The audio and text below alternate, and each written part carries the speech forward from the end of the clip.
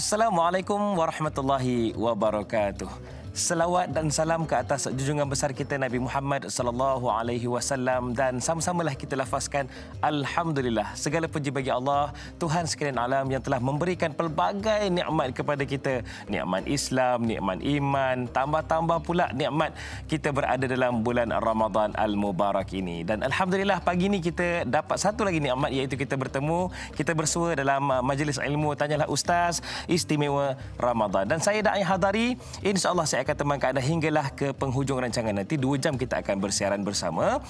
Cumanya hari ini Sabtu 1 Mei 2021 bersamaan dengan 19 Ramadan 1442 Hijrah. Ya Allah, cepatnya masa berlalu kan. Pejam celik dah 19 Ramadan dah.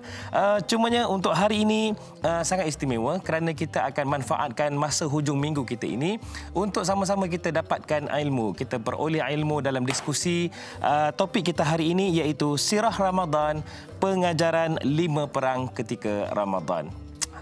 Rasulullah SAW bukan setakat berpuasa sahaja, tetapi pernah juga berlaku peperangan. 5 peperangan pula tu.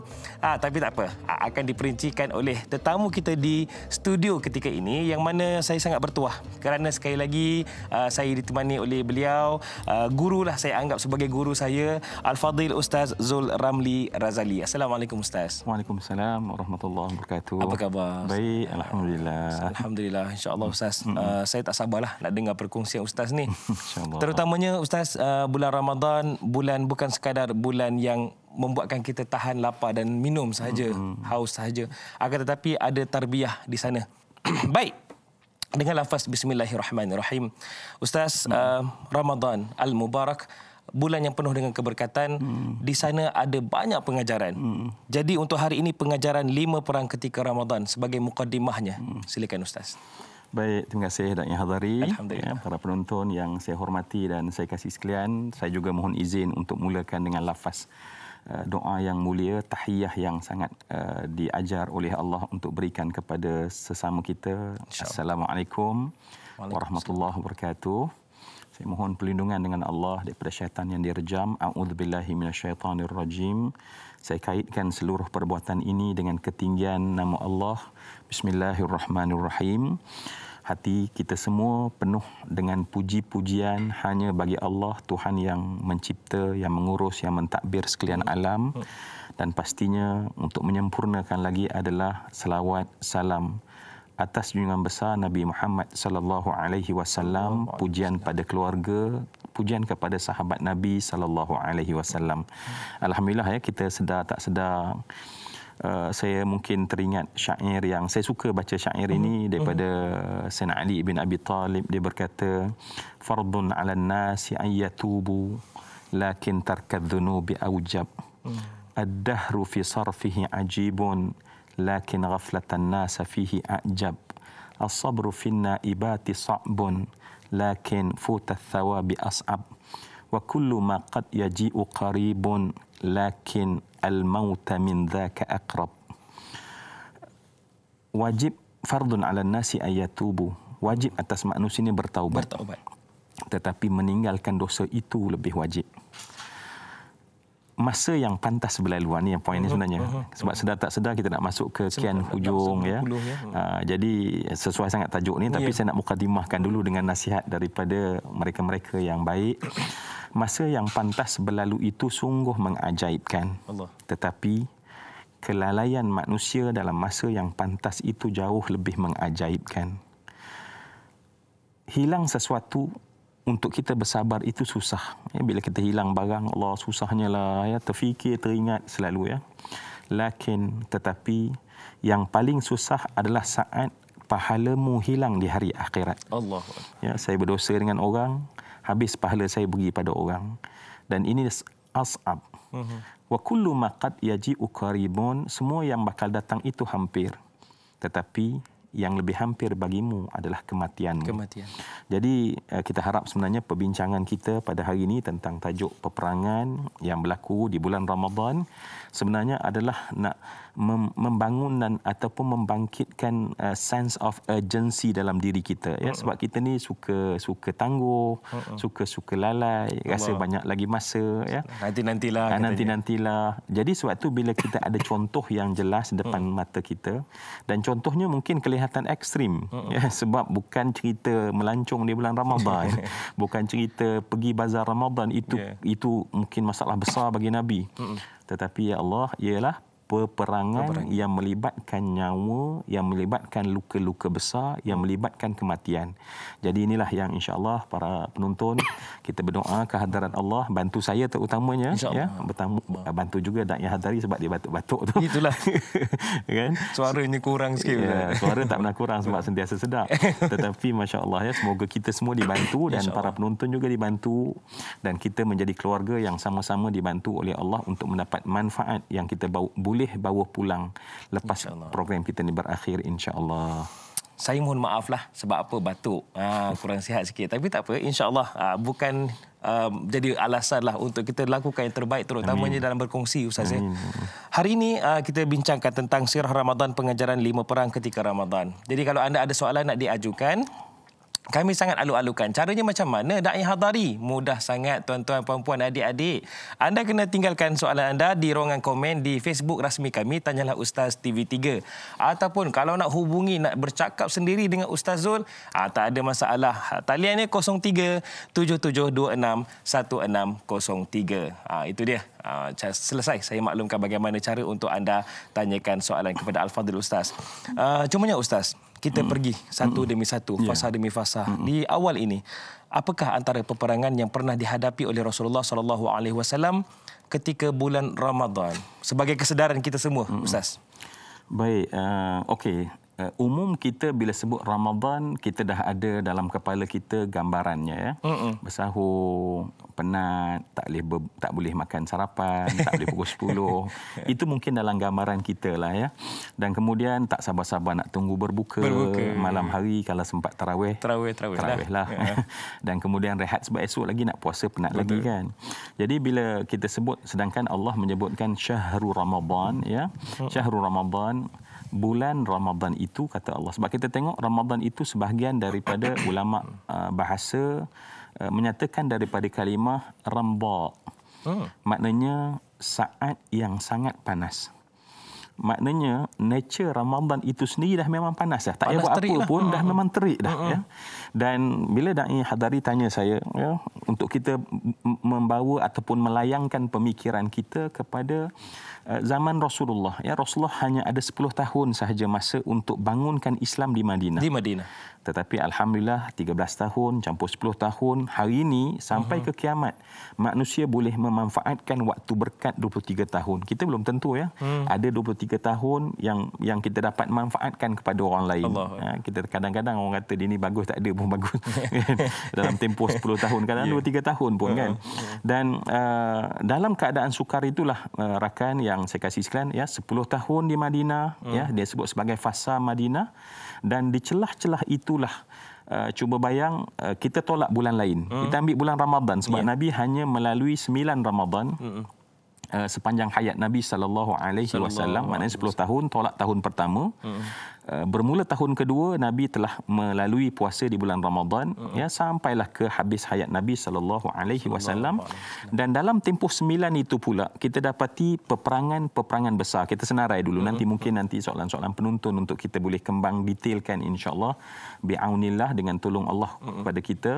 Baik, perang yang paling saya kira yang semua kita penonton pun tahu, ya, ialah perang yang disebut sebagai Ghazwah Badar Kubra, ya, peperangan Badar yang besar, ya. Itu yang pertamalah.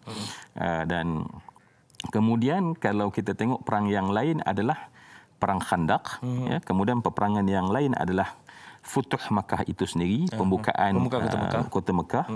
Kemudian peperangan yang jauh yang dilalui oleh Nabi dalam peperangan Tabuk, ya.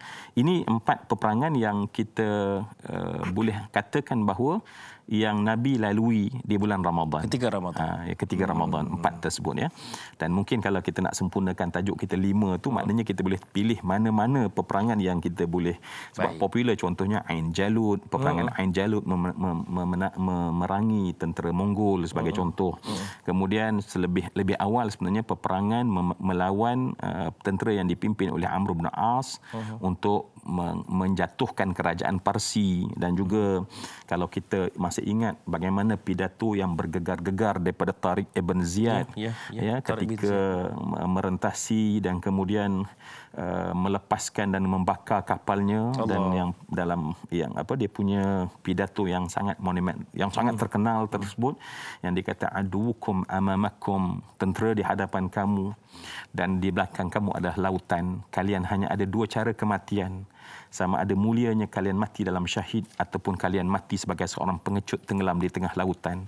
Dan ini juga untuk penaklukan Andalus yang berlaku juga di bulan Ramadan. Jadi banyak lagi sebenarnya, tetapi mungkin kita fokus beberapa peperangan ya. Sebab kita pun bukan nak perang. Betul. Tapi kita perang lain Ustaz ya.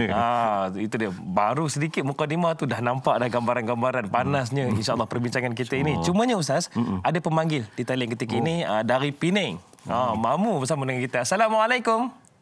Waalaikumsalam. Naim dan Ustaz dan kru-kru semua mamu doa biar selamat daripada dunia sampai ke akhirat. Tapi doa lah COVID-19 ni biarlah Tuhan ambil pada. Tapi semua orang mau semayang, jangan tak semayang. Betul semua Mamu. orang mau puasa, insya-Allah Tuhan nanti ambil balik. Baik Mamu sihat ke? Apa khabar? Mamu sihat, alhamdulillah. Doa kat Mamu sama. InsyaAllah. Baik Mamu, silakan dengan soalan Mamu. Soalan Mamu, pasal apa dalam bulan puasa ni jadi perang tu, pasal apa yang jadi bulan puasa? Tapi lagi satu, kita ni tak perang pun, kita tak puasa. Tapi Nabi Muhammad SAW pasal apa yang dia boleh puasa dalam perang. Tapi kita yang duduk sehat ni, kalau Mamu sehat pun, Mamu tak puasa, tak apa. Kadang-kadang puasa, kadang tak. Kenapa dalam perang? Pasal apa yang jadi lagu tu bulan puasa jadi perang. Yang tu soalan Mamu. Doa-doa lah kat Mamu bagi tetapkan iman. Assalamualaikum warahmatullahi wabarakatuh. Waalaikumsalam warahmatullahi wabarakatuh. Itu dia Mamu Hanifah, kita orang Georgetown, Penang. Macam mana Ustaz? Boleh terjadinya peperangan tu dalam bulan Ramadan. 4 peperangan. Kemudian 5 pula ditambah dengan Ustaz sebut tadi. Tapi kita ni pula, ni soalan kedua lah. Kita pula tak perang. Tapi dah plastik hitam. Yang mana faham-faham, tak faham sudah. Silakan Ustaz. Baik, penting kita faham ya, peperangan dalam Islam bukan apa yang kita plan. Ya, kebanyakan peperangan adalah sesuatu yang kita terpaksa daripada satu aksi maka terbit reaksi. Ya, sebab setiap reaksi mesti ada aksi. So semua peperangan yang kita nyatakan tadi sebenarnya adalah peperangan yang mendesak keperluannya pada masa itu. Membela, mempertahankan, menjauhkan daripada mudarat yang lebih besar sebagai contoh. Dan dia bukan ada planning. Betul. So kenapa bulan Ramadan kita plan nak perang? Ya, sebab bukan plan untuk berperang di bulan Ramadan, tetapi keadaan semasa yang mengajak seseorang itu, umat Islam itu, Rasulullah itu untuk terjun dalam medan peperangan. Dan mungkin apa yang kita boleh ambil iktibar, kenapa? Sebab mungkin Nabi macam tadilah Mamu sebutkan sebentar tadi, maknanya memberi gambaran kepada kita bahawa kalaulah perkara yang paling ekstrim yang namanya peperangan dilakukan oleh Rasulullah di bulan Ramadan, kenapa kita memilih untuk rehat-rehat, ya? Kenapa kita memilih untuk beralasan bahawa Ramadan itu sesuatu benda yang sangat susah dan sukar? Sebab kalaulah bulan Ramadan tak ada peperangan, kita akan memang menjadi hujah sebenarlah. Tengok Rasulullah bila Ramadan saja, Masya Allah, cuti Madinah, ya. Kemudian semuanya duduk rumah masing-masing, tidur di siang hari, ya. Tetapi tidak begitu. Dan ini penting untuk kita sebab Rasulullah membawa masyarakat yang membangun, ya, masyarakat yang membangun, berfikir secara bukan sekadar aktif tetapi proaktif. Dan saya yakin perkara pentingnya adalah memahami tujuan peperangan dalam sejarah Islam. Dan dengan sebab itu kita faham. Dan satu benda yang mungkin ada juga saya terbaca yang mengatakan bulan Ramadan bulan yang mulia, dia terbeza di antara Ramadan dan Muharram. Bulan-bulan haram adalah bulan-bulan bagi masyarakat Arab dia tidak boleh berperang. Tidak boleh berperang. Tetapi bulan Ramadan bagi mereka bukan ada larangan peperangan. Bukan bulan haram bagi mereka. Bukan bulan haram berperang bagi mereka. Jadi kalau kenapa berperang di bulan Ramadan? Sebab bulan Ramadan tak termasuk dalam bulan haram yang diharamkan berperang. Jadi dengan sebab itulah nanti kita tengok perang Khandaq ya. Nabi tak nak berlaku peperangan tersebut. Tetapi adakah dengan sebab Ramadan tak apalah musuh dah datang nak perang tak boleh. Bukan itu cara, tetapi insya-Allah kita memahaminya. Yang lebih penting adalah semangat itu kita bawa walaupun bukan di musim peperangan, semangat juang itu yang penting. Itu dia. Paling penting bukanlah kita nak menyerang ataupun kita ada plan, tidak Ustaz ya.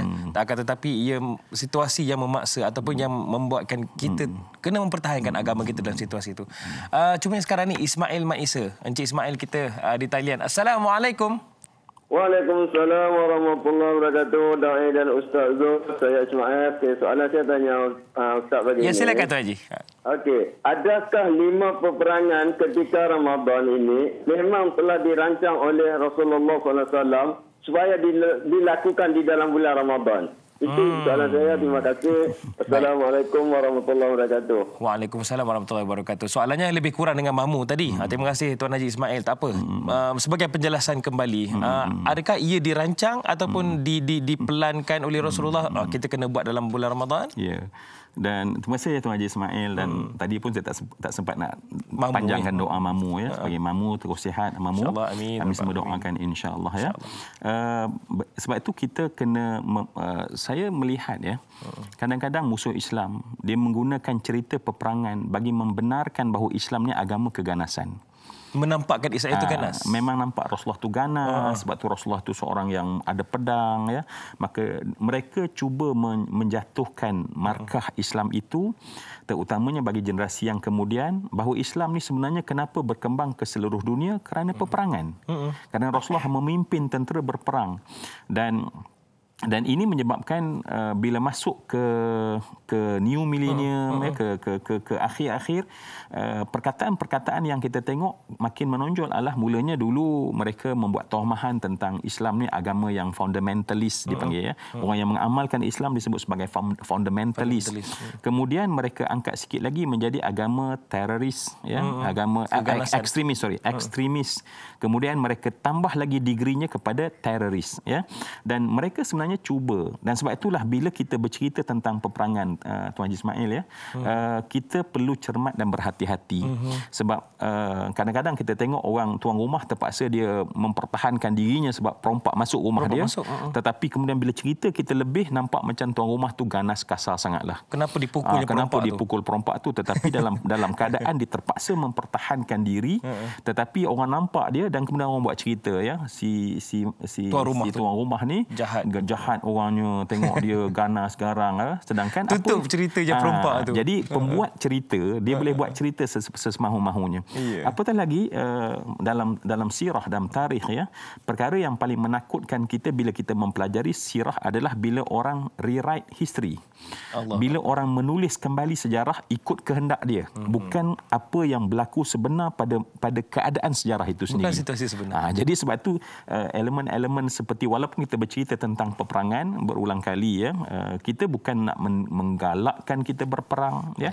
Sebab Islam bukan menggalakkan peperangan, tetapi bukan bermakna Islam itu boleh dicabar sampai kita tidak ada pilihan untuk ke arah itu. Baik.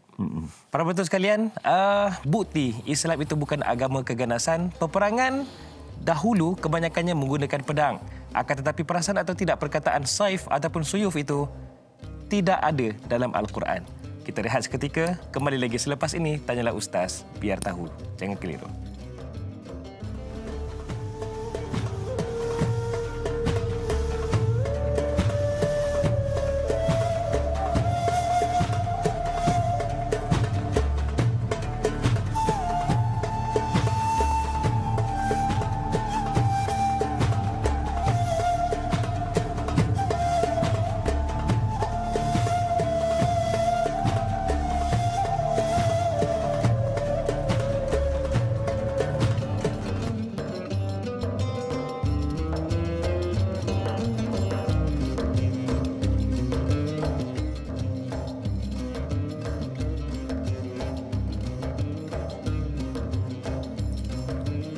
Para penonton sekalian, setiap persoalan itu ada jawapannya dan jawapan itu kini dihuraikan dalam Tanyalah Ustaz Istimewa Ramadan. Dan hari ini untuk Tanyalah Ustaz Istimewa Ramadan bersama dengan saya Da'i Hadari dan juga panel kita Ustaz Zul Ramli Razali, kita bincangkan, kita diskusikan topik kita hari ini, Sirah Ramadan, pengajaran 5 peperangan ketika Ramadan.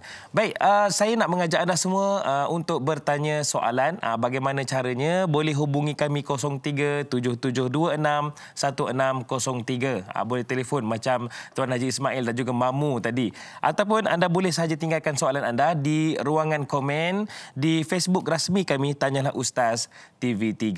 Itu dia, selesai. Saya maklumkan. Ustaz, hari ini kita bincangkan tentang peperangan dalam Ramadan dan sebenarnya memberi satu motivasi kepada kita. Tadi pun Ustaz kongsikan mukadimah tu pun dah berkobar-kobar semangat kita ni. Cumanya Sal Rasid di Facebook kita ni katanya, adakah 5 peperangan ini berlaku sepanjang bulan Ramadan pada tahun yang sama atau pada tahun-tahun berikutnya? Yang kedua, apakah yang menjadi kekuatan sebenar tentera Islam di bawah pimpinan Rasulullah SAW hingga membawa kejayaan meskipun dalam jumlah tentera yang sedikit? Ini boleh ambil ibrah dari peperangan Badar Kubra dan juga Uhud mungkin. Silakan Ustaz. Baik, terima kasih Sal Rasid Cik Ci. Dan bertanya adakah 5 peperangan tu dalam tahun yang sama. Ya? Kalaulah kita nak buat secara cepatnya, kita tengok Perang Badar berlaku tahun kedua, Perang Khandak tahun keempat, Perang Futuh Makkah tahun ke-8, Perang Tabuk berlaku pada tahun ke-9. Ya? Baik, sebenarnya walaupun kita kata, kalau kita tengok cara Allah mentarbiah kita dalam Quran, Allah mengangkat subjek, tetapi kadang-kadang Allah tak perincikan sangat pun tentang bila tepat masanya, bila masanya yang betul, ataupun kadang-kadang nama tempat yang betul. Ya. Contoh kita belajar tentang Ashabul Kahfi, kita tahu tentang sahib ataupun yang kita katakan tentang Habibun Najjar sebagai contoh. Semua itu contoh-contoh bahawa Allah mengajarkan pelajaran tanpa tarikh waktu yang tepat untuk dimaklumkan kepada kita, sebab bukan itu keutamaan dalam cerita tersebut. Tapi tak ada masalah. Itu kita, sebab para muarrikh mereka meletakkan tempat-tempat begitu ya. Kemudian yang menarik daripada soalan tadi adalah apakah kekuatan sebenar tentera Islam? Ini yang kita nak belajar. Tarikh, tempat kita boleh nak buat apa ya. Bukan kita kena pergi Badar barulah kemudian kita dapat roh Badar. Kaji itu ya. Walaupun pasti Badar itu istimewa sehingga dia namanya terletak dalam Al-Quran. Ya. Dan untuk saya dan kita semua jadikan bahan fikir penting ya. Ramadan sebab supaya tak lagi tajuk kita, Ramadan adalah satu bulan yang mana dianya satu yang sangat sukar untuk kita melakukan amalan untuk mendekat diri dengan Allah. Dan kemudian apa kekuatan para Rasulullah dan para sahabat? Baik, kekuatan manusia ni dia ada 2 ya, kita tahu. Dan bila tajuk ni kita boleh kembangkan ya. Kekuatan yang pertama adalah kekuatan fizikal dan material ya. Kita boleh menang, kita boleh kuat bila kita fizikal kita mantap dan material kita cukup. Dan inilah yang selalunya dipegang oleh golongan materialis ya. Maknanya kalau kita nak sukses mesti berapa banyak materialmu. Kalau kamu nak dianggap mulia, berapa kekayaanmu. Sebab tu hari ini orang suka tunjukkan kekayaan ya.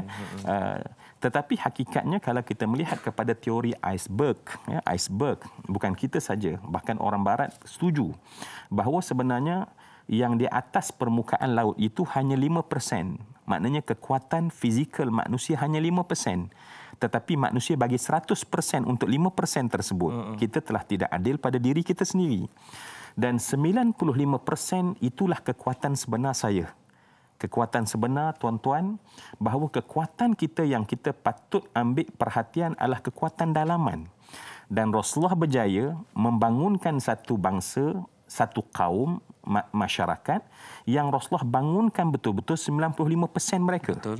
Dan bertempur dengan 5%. So rupanya bila bertempur di antara 5% dengan 95%, Maka sebab tu 5% yang banyak material tumpas dengan mereka yang membangunkan dalaman.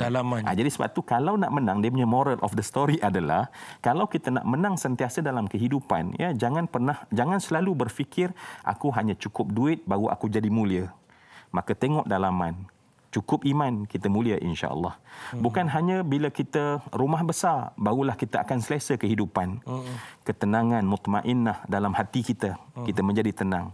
Burulah usaha-usaha begini, walaupun kita tahu dalam syair ada sebut ra'aitun nas qad dhahabu ila man 'indahu adh-dhahabu wa man la 'indahu adh-dhahabu fa 'anhu an-nas qad dhahabu wa ra'aitun nas qad malu ra'aitun nas qad malu ila man 'indahu al-malu wa man la 'indahu al-malu fa 'anhu an-nas qad malu. Ya, manusia itu lazimnya adalah dia teruja kepada 5% ini, dan kemudian cenderung mereka ke sana. Jadi insya-Allah kita belajar kekuatan sebenar kita ialah 95%. Saya simpan soalan saya ni Ustaz, berkaitan dengan apa yang Ustaz kongsikan itu. Kerisauan saya mewakili para penonton di rumah kerana generasi muda banyak lebih cenderung ke arah kekuatan lahiriah semata-mata, akan tetapi terlupa kepada kekuatan dalaman. Itu semua kejap lagi Ustaz, ya. Sekarang ni ada pemanggil di talian kita ni, Robizan Abu Bakar. Assalamualaikum. Assalamualaikum. Waalaikumsalam. Ya, Puan Robiza, apa khabar? Baik, Alhamdulillah. Alhamdulillah. Dari mana? Teluk Panglima Garang, ya? Ya, saya. Tapi tak garang, ya? Tak ada. Orang-orang ni tak garang. Silakan, Puan. Tak ada garang lah. Saya nak tanya, apakah ada perbezaan anggota tentera Islam ke semua 5 perang? 5 perang tu. Perbezaannya, ya? Ya, saya. Anggota tentera Islam kita perang 5 perang itu. Baik, terima kasih Puan Robizan. Sama-sama. Baik, bagaimana? Setiap peperangan itu sudah pasti berbeza-beza kualitinya ataupun mungkin sama, Ustaz? Okey, kalau kita, sebab saya suka kalau kita dapat lanjutkan tadi, sebab soalan tu lebih kurang. Terima kasih Puan Robizan daripada Teluk Panglima tak garang tadi. Cara cakap tu baik je kan, masya-Allah, lembut ya. Mesra je, masya-Allah, panggilan salamnya. Baik, memang berbeza-beza, of course. Badar dengan pattern dia, ya, kemudian Khandaq dengan pattern dia, Futuh Mekah dengan pattern dia, Tabuk dengan pattern dia. Tetapi antara kesimpulan yang kita nampak, ya, kalau kita tengok antara peperangan-peperangan tersebut, kita memang mendapati bahkan dalam mana-mana peperangan jumlah fizikal tentera Islam tak ramai. Keperluan material mereka terhad. Ya, cuba bayang kalau 2 kuda, ya, pergi perang Badar hanya 3 bilah pedang. Allah. Cuba bayang hak lain hanya barang-barang perkakas bawa untuk kerja untuk orang kata parang-parang biasa.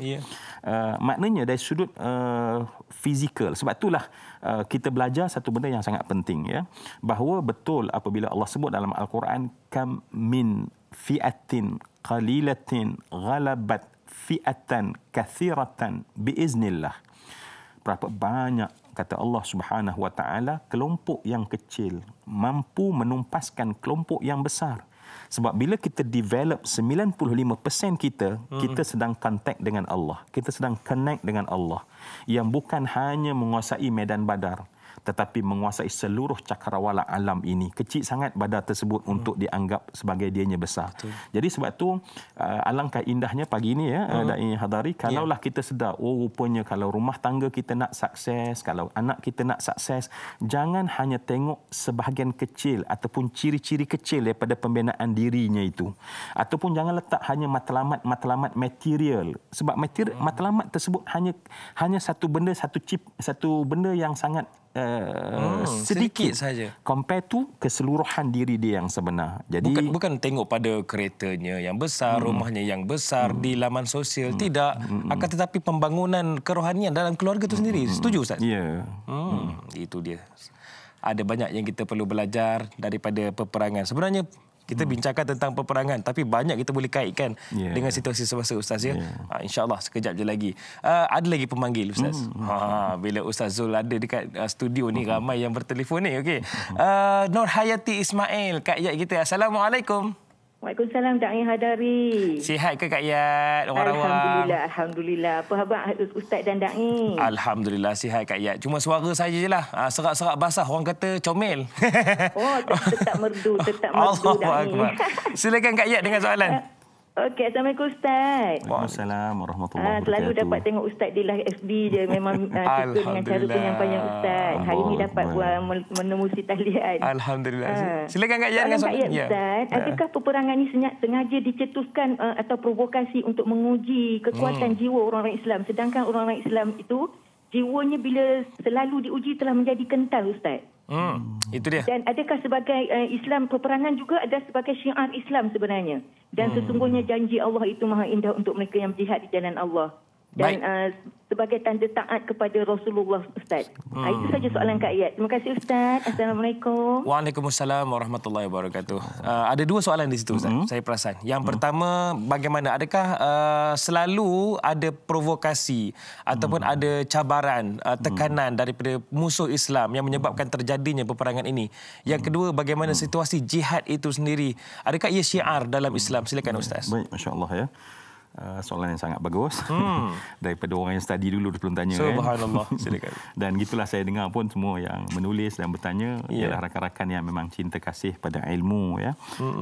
Kak Yat yang disebut Kak Yat lah. Betul. Hajah Nur Hayati ya, yang saya hormati. Baik, benar. Kalau kita tengok bila kita faham konsep peperangan dalam Islam ya, dia tak sama dengan peperangan daripada pembina-pembina empire yang lain. Ya, pembina-pembina empire yang lain menjadikan peperangan sebagai alat untuk mereka memperbanyakkan material, pengaruh ya. Sebab tu penjajahan terus berlaku dan sebab tu kita juga baru merdeka 60 lebih tahun baru merdeka. Semua itu adalah daripada kesan peperangan dengan falsafah dan konsep adalah untuk mengembangkan kekayaan, untuk menyebarkan fahaman mereka dan untuk menjadi mereka megah dan masyhur di sesama mereka ya. Jadi mereka penjajah-penjajah ini mereka ada bintang-bintang kemasyhuran bila mereka dapat menjajah begitu banyak. Itu adalah teori daripada bukan dunia Islam. Sedangkan dunia Islam adalah bangkit, saya katakan tadi adalah satu reaksi daripada aksi yang telah wujud. Kerana itu, Masya Allah, kita tengok semua peperangan-peperangan yang dilalui oleh Rasulullah menepati ciri tersebut, tak menepati ciri penjajah-penjarah yang kita belajar dalam sejarah. Sebab tu musuh cuba orang kata masukkan lapping cerita tu menjadikan seolah-olah kita juga seperti penjajah-penjarah yang mempunyai tujuan untuk menjadi kaya, masyhur, untuk 5% tadi. Sedangkan Rasulullah adalah mempertahankan. Baik. Dan adakah peperangan itu syiar? Ya, peperangan itu syiar. Sebab peperangan adalah strategi. Dia adalah tentang strategi. Ya. Ada peperangan yang digunakan untuk menunjukkan kekuatan yang dengan sebab kekuatan itu melemahkan orang. Sebab manusia ni dia ada critical area dia. Ya. Bukan senang kita cakap untuk diterima. Sebab manusia itu mereka ada yang kita katakan halang-halangan masuk dalam.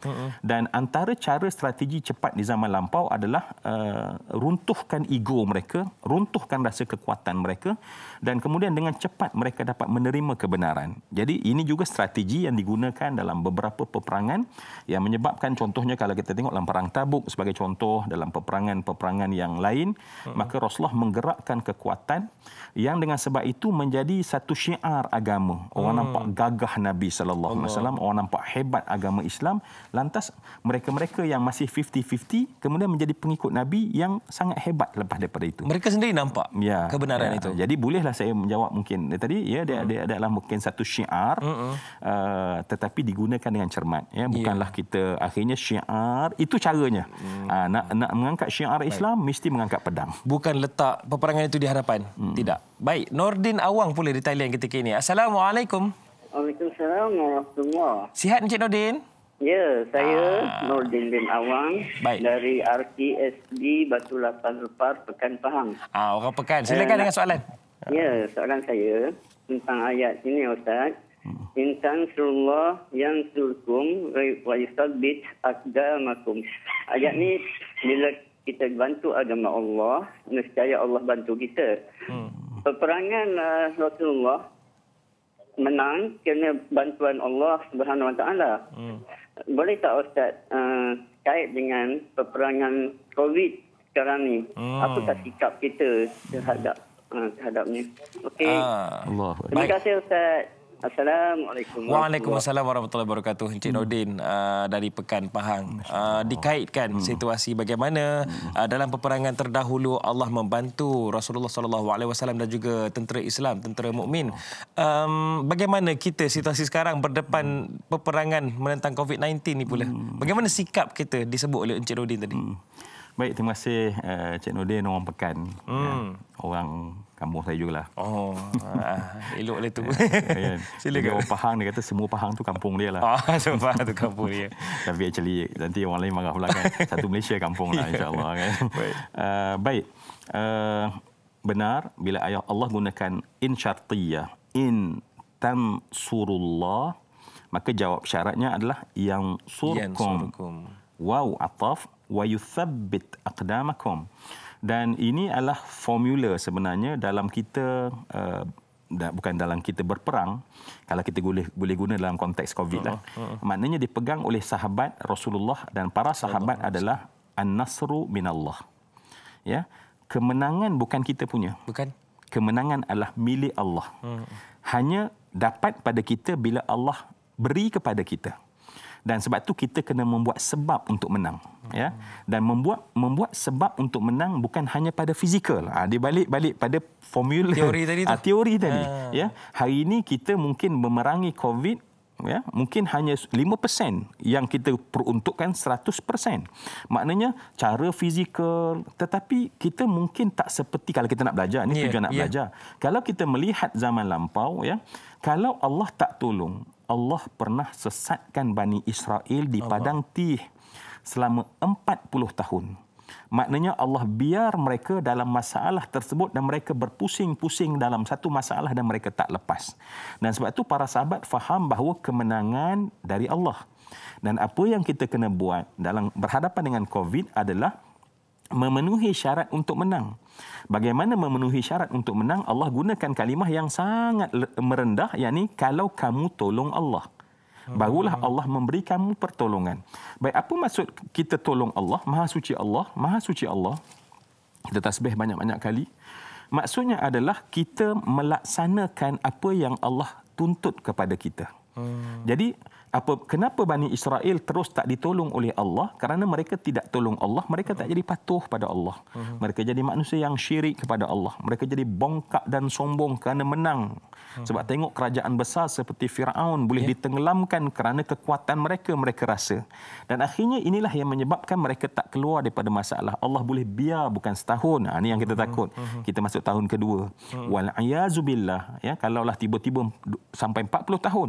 Habis umur kita semua dalam keadaan yang sebegini. COVID. Normal baru ya. Sedangkan bukan itu kehendak kita semua. Jadi sebab itu nak tak nak, mari kita cari kekuatan sebenar kita. Ya.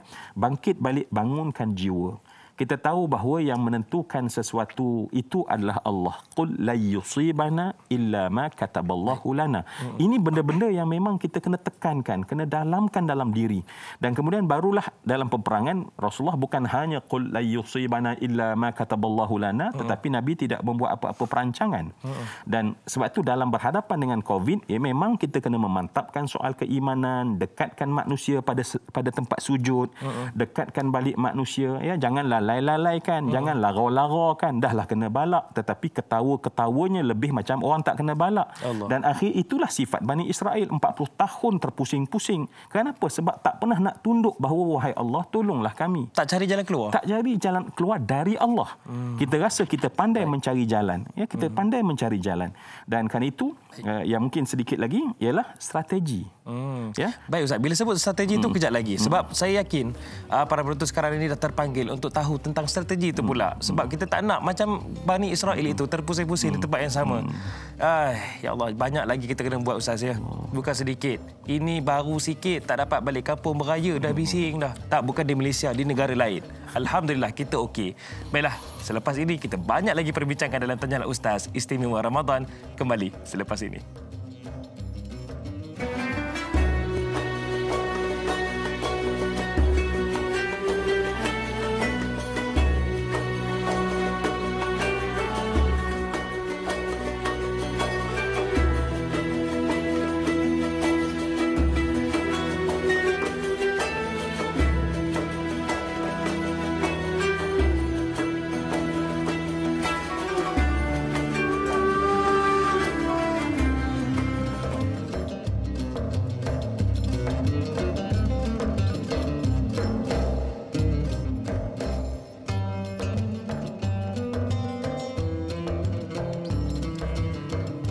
Para penonton sekalian, perasan atau tidak, setiap hari pasti kita akan dibelenggu masalah, persoalan.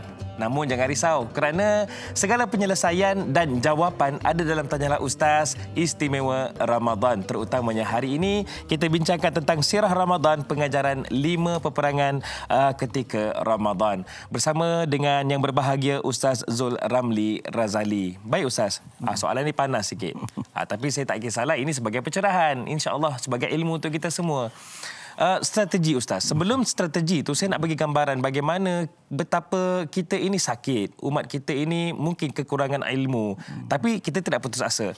Bagaimana Mufti Wilayah Persekutuan telah mengeluarkan kenyataan bahawasanya kita haram untuk merentas negeri. Bahkan mungkin ada penipuan lagi lah, haram Ustaz ya, untuk pulang ke kampung. Kerana kita berdepan situasi pandemik COVID-19 yang memberi satu bahaya kepada semua orang.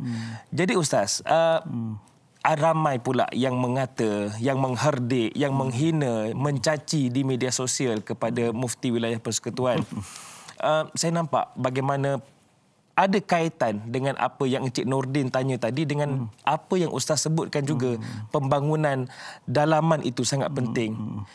Mungkin Ustaz boleh sampaikan sesuatu amanat supaya semua ambil pedoman. Baik, untuk bercakap dia memang mudah ya. Untuk kita cakap memang mudah. Tetapi untuk kita bertanggungjawab ya, bukan kepada manusia saja tetapi kepada Allah. Apakah yang kita cakap itu benar atau tidak ya? Kalau kita faham tentang perkara ini, maka kita akan dapat gariskan dengan jelas apakah yang namanya emosi, apakah yang namanya akal, ilmu dan adab. Ya, kalau kita jadi masyarakat yang kita doalah pada Allah ya, rakan-rakan yang menonton dalam Tanyalah Ustaz ialah mereka yang faham tentang struktur ini ya. Kenapa kita pernah jadi rosak? Kerana kita terpengaruh dengan emosi kita. Allah. Jadi apabila emosi ya yang memainkan peranan ya, emosi, sebab emosi dia tak ada dalil, tak ada hujah, tak ada apa ya. Contoh kenapa mufti dinamakan sahibus samahah ya, kerana samahah itu adalah bermaksud melihat kepada semua angle untuk kemudian dia mengeluarkan satu hukum. Fatwa. Ya, sebab tu untuk kita tak digelar sebagai samahah. Betul. Sebab mungkin kita ikut keperluan emosi kita bercakap atas satu keperluan. Ya, mufti sendiri tentu nak balik kampung. Ya, mufti juga macam kita, ada mak, ada keluarga. Tetapi adakah itu yang perlu mufti perkatakan? Katalah, okey, wajib balik kampung. Dan semuanya balik. Bukan tak berlaku, baru berlaku. Ya, kita boleh sebut di negara India ya. Bagaimana akhirnya dengan kepercayaan bahawa kita takkan kena COVID. Hari ini masya-Allah ratus ribu kes satu hari, puluh ribu kematian satu hari. Dan nanti kita nak kata apa pada yang mengeluarkan wajib balik kampung? Mufti juga kena. Lagi. Sebab itulah semua yang saya katakan, kita dalam keadaan yang terdesak. Maksudnya terdesak, tekanan pandemik ini memang menekan kita. Tetapi untuk kita keluar daripadanya bukan dengan emosi. Bukan. Emosi akan spiral down kan lagi, memusar ke dalam kita.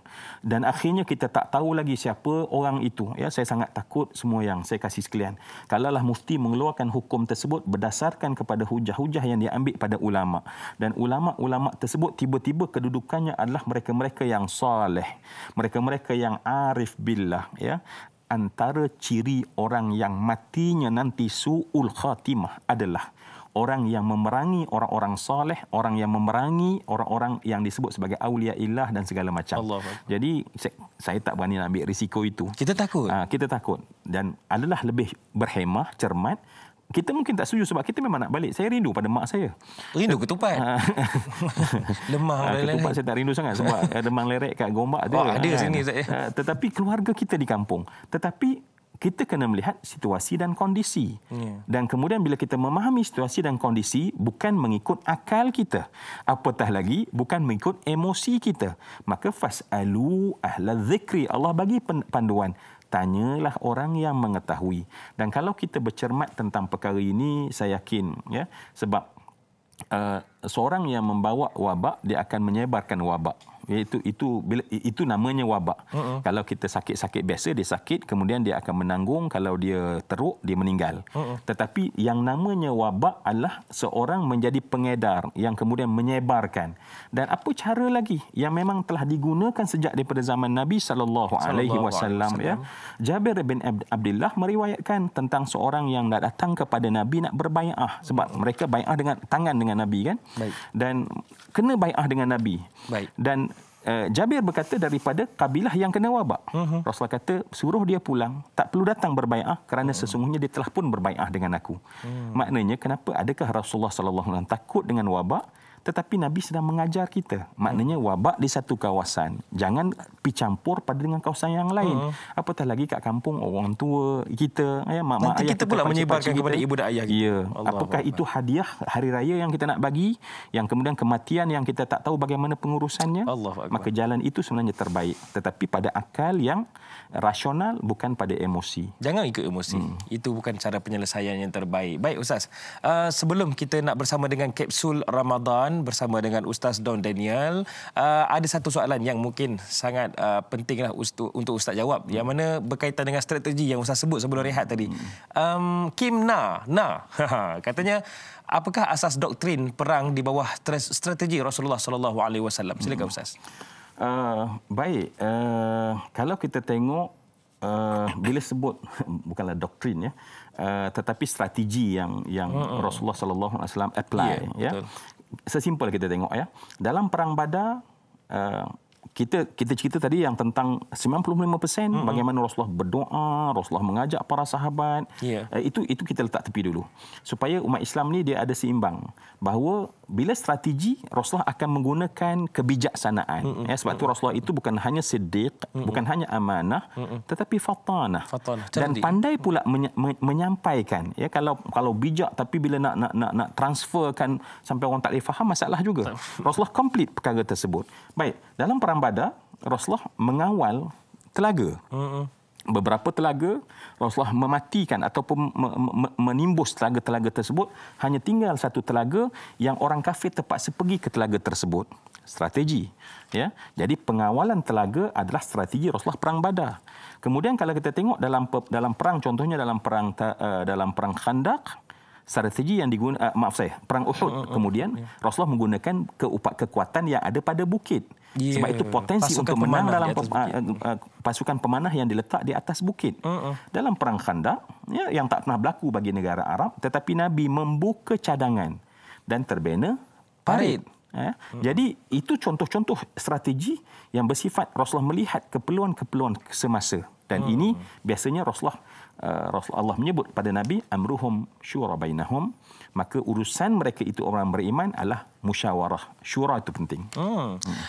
Sedikit Ustaz, adakah Ustaz bersetuju bahawasanya, mungkin Ustaz boleh ulas sedikit, bahawasanya dalam situasi sekarang, pandemik COVID-19, bukan sekadar kita tidak boleh mengikut hawa nafsu kita semata-mata, amarah kita, tetapi kita kena cerdik juga dalam mendepani satu-satu perkara, dan kita kena ada strategi dan pematuhan tu. Bagaimana Ustaz?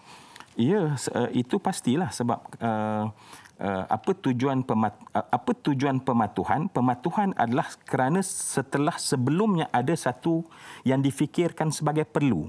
Banyak benda macam hukum, peraturan, dia mesti ada penguat kuasaan untuk pematuhan, barulah pelaksanaan atau strategi itu berhasil. Jadi kita semua kena faham, itu lebih penting ya. Sebab itulah Nabi menyebutkan bahawa kefahaman itu penting. Dan saya melihat bahawa pihak berwajib kena berikhtiar memberi kefahaman yang telus, setelus-telusnya, sehingga akhirnya orang boleh melihat kefahaman tersebut.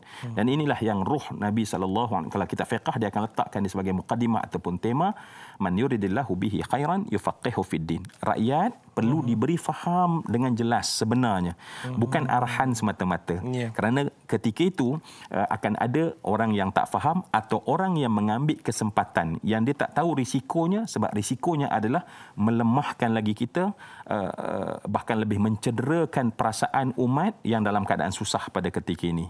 So pada kata kunci yang saya lihat adalah memberi kefahaman yang jujur, sehingga akhirnya kita cakap dengan jujur dan kita melihat dan insya-Allah orang baik, rakyat Malaysia ni baik, akan menerima dengan baik. Baik, saya nampak Ustaz ya bagaimana kefahaman dan juga keimanan itu dipupuk ketika awal dakwah Rasulullah di Kota Mekah. Kemudian pelaksanaan arahan demi arahan dan juga syariat demi syariat yang lain itu ketika Rasulullah berada di Madinah. Subhanallah. Baiklah, jom kita bersama kita tonton apa yang nak disampaikan oleh Ustaz Don Daniel Don Biyajid. Jadi kita akan rehat seketika, saksikan kapsul Ustaz Don dengan topik ini, ibadah malam. Jom sama-sama kita saksikan.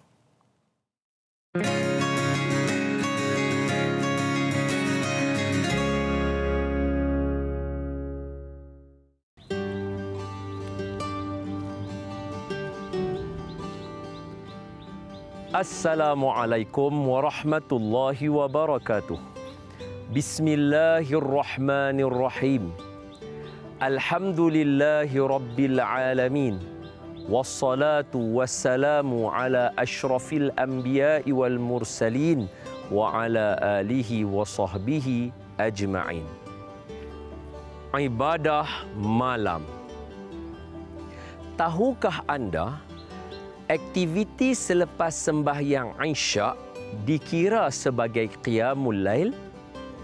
Ya, sebab apa yang dilakukan aktiviti selepas Isyak dalam bentuk ibadah seperti semayang sunat tarawih, membaca Al-Quran bertadarus, itu semua kategori menghidupkan malam. Jangan lupa termasuk juga zikir, selawat, kalau dalam bahasa utara kata meratib. Yang tu semua termasuk dalam qiyamul lail. Sebab itu, untuk mendapatkan malam Lailatul Qadar, kebanyakan para ulama mengesyorkan supaya kita menghidupkan malam Ramadan dengan sembahyang tarawih. Ya, bezakan dengan tahajud. Tahajud ini adalah kategori mereka yang istimewa. Siapa yang dapat buat, kedudukannya hampir dengan Allah Subhanahu wa taala. Firman Allah, tatajafa junubuhum 'anil madaji'i yad'una rabbahum khaufan wa tama'a. Nampak? Mereka yang meninggalkan tempat tidur mereka. Dekat situ ada istilahnya. Apa dia? Meninggalkan tempat tidur. Maknanya, kalau nak tahajud, kena tidur dulu, baru boleh dapat tahajud. Tetapi qiyamul lail tak ada masalah. Bermula daripada lepas sembahyang Isyak itu, apa aktiviti yang kita buat daripada ibadah, semuanya adalah qiyamul lail. Sembahyang tarawih 20 rakaat, qiyamul lail. Witir, qiyamul lail. Tadarus, qiyamul lail. Khatam Quran, qiyamul lail. Zikir, qiyamul lail. Tahlil, qiyamul lail. Apa lagi? Selawat, qiyamul lail. Secara beramai-ramai atau berseorangan, kesemuanya adalah kategori yang baik dalam agama kerana ada dalil asasnya di dalam Al-Quran. Firman Allah, alladzina yadhkurunallaha qiyaman wa qu'udan wa ala junubihim. Apa maksudnya? Mereka beramai-ramai.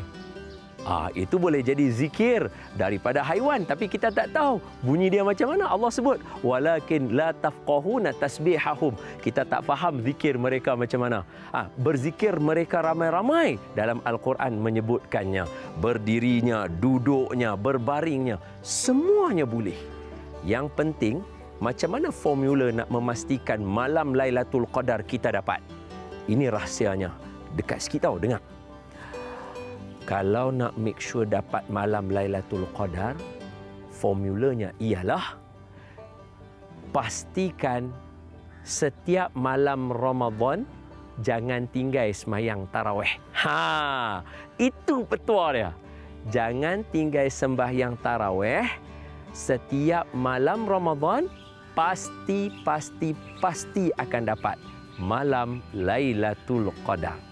Macam ada harapan tak? Mesti ada, insya-Allah. Malahan Nabi SAW 10 malam terakhir Nabi akan sprint Nabi akan buat sehabis baik, sebanyak mungkin, sekuat dan senekat yang ada. Sebab apa? Sebab dia mesti bermula latihan dia pada malam pertama, malam kedua, malam ketiga, 20 malam yang pertama. Boleh dapat? Barulah kita boleh konsisten 10 malam terakhir. Hadza wabillahi taufiq. Aqulu qawli hadza wa astaghfirullahal azim li wa lakum.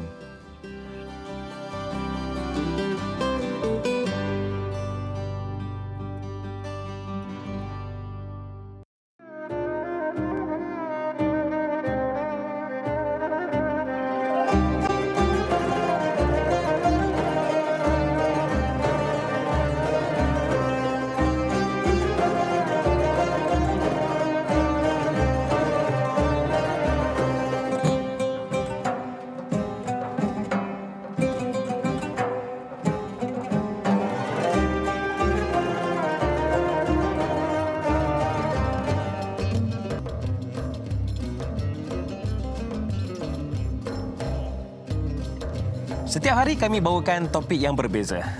Bahkan kami bawakan juga ilmuwan yang berbeza latar belakang. Namun tujuannya tetap sama, iaitu memberikan kefahaman kepada kita semua tentang topik-topik yang indah.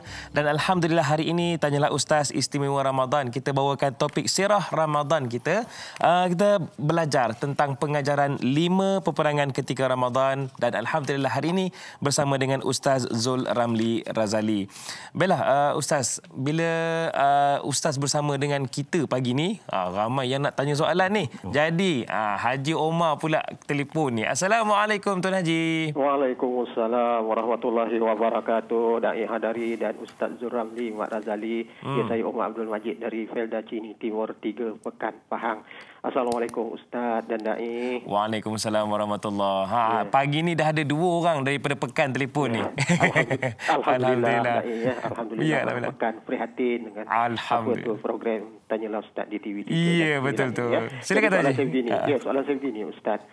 Ada seorang bangsa asing bertanya dengan saya, dia kata, dia beri maklumat kepada saya bahawa dia kata umat Islam ni sukar nak berjaya dalam bidang apa yang diceburi lah, contohnya bidang apa sekalipun, bidang pekerjaan ke, perniagaan ke.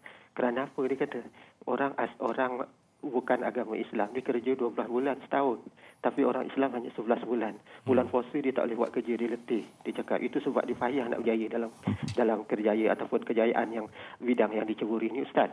Jadi soalan saya Ustaz, bagaimana pelan tindakan kita untuk menangkis tanggapan serupa ini? Kerana apa yang kita maklum, Nabi dalam bulan puasa perang 5 perang berjaya menang dalam peperangan walaupun dalam bulan puasa, supaya kita ni mencontohi Nabi kita Muhammad sallallahu alaihi wasallam, supaya jangan ada yang kata orang Islam ni kuat berangan-angan lah. Kalau angan-angan Mak Jenin tu ada juga usaha di panjat pokok kelapa. Ini tidak, kita ni berangan-angan di kerusi malas sambil menyanyi lagu tepuk amai-amai, belalang kupu-kupu, bayar duit aku yang semua kau sapu. Ini tak boleh Ustaz perangai begini. Bagaimana pelan tindakan yang harus kita lakukan untuk menangkis perspektif yang negatif serupa ini terhadap agama Islam kita? Itu soalan saya Ustaz dan Dai. Terima kasih banyak Ustaz dan Dai. Assalamualaikum. Waalaikumsalam warahmatullahi. Itu dia Tuan Haji Omar dari Pekan Pahang. Siap hafal lagu rock tu, kumpulan Flow 88, Hutang tajuk lagu tadi tu.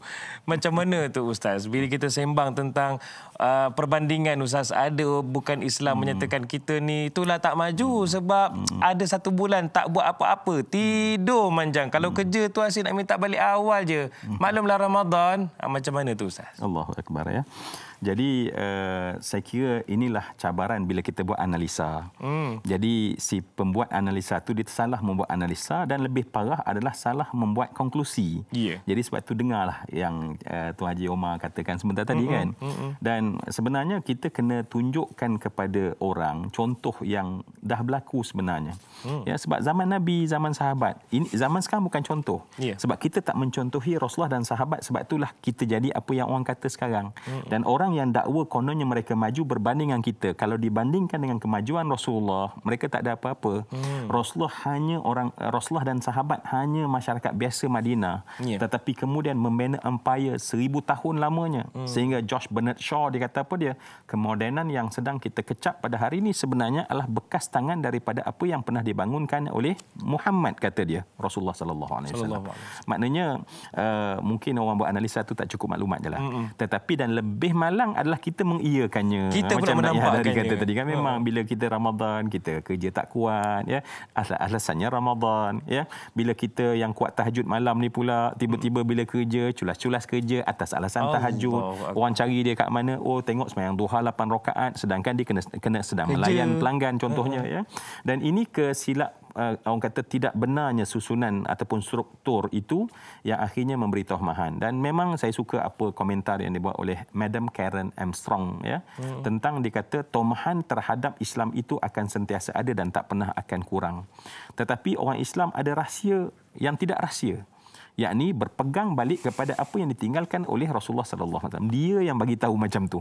Dan kita umat Islam yang asyhadu an la ilaha illallah wa asyhadu anna Muhammadar Rasulullah belum tentu percaya sepenuhnya dalam aku nak membina dunia ini, aku kena mengikut contoh Rasulullah sallallahu alaihi wasallam. Jadi semoga insya-Allah lah bila kita ada sirah yang macam ni, kita mengenengahkan dan kemudian meletakkan kepercayaan bahawa contoh terbaik bila Allah sebut dalam Al-Quran Rasulullah memang Rasulullah. Jadi bulan Ramadan bukanlah alasan untuk kita tidur daripada pagi sampailah 5 minit sebelum buka. Bukan Ustaz, ya? Tidak. Okey, ada lagi pemanggil talian kita. Ini Azlina Ismail. Assalamualaikum. Waalaikumsalam. Ya, silakan puan dengan soalan. Hello, Assalamualaikum Ustaz. Waalaikumsalam warahmatullahi. Silakan puan. Saya nak tanya nak tanya Ustaz lah. Ya, silakan. Pasal yang perang peristiwa perang dalam Ramadan, bulan Ramadan ni, macam mana nak bangkitkan semangat untuk seorang ibu ni nak bagi pengajaran untuk anak-anak dia. Untuk bangkitkan Islam dalam hati-hati anak-anak kita sekarang lah. Daripada kecil hingga ke besar. Baik. Terima kasih Puan Azlina. Assalamualaikum. Waalaikumsalam warahmatullahi wabarakatuh. Macam mana ibu nak mendidik anak-anak, nak bagi tahu sebenarnya Ramadan ni adalah peluang yang sangat indah untuk kita semangat macam Rasulullah berperang ketika bulan Ramadan, tak menjadi alasan. Silakan Ustaz. Baik. Masya Allah, ya. Bila kita bercakap dalam konteks anak-anak, ya, anak-anak ni ataupun manusia dia ada satu kelebihan.